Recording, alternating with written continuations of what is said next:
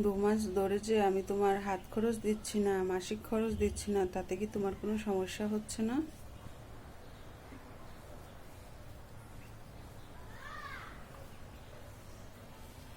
না, সমস্যা হবে কেন? আমি তো টাকা পাচ্ছি।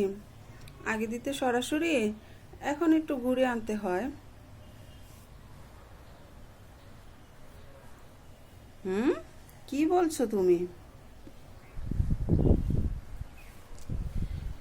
তুমি যে সারাদিন একটা ফেক আইডির সাথে চ্যাট করো, বিকাশে টাকা পাঠাও, সেটা আর কেউ না, সেটা হলো আমি।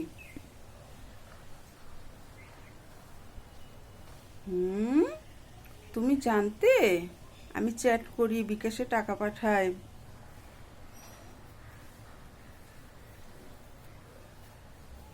হ্যাঁ, জানতাম। তাহলে তুমি কিছু বলতে না কেন?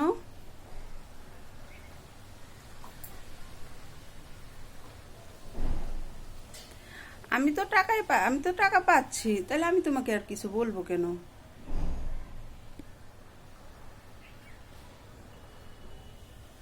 হুম, এটা কি বলো তুমি?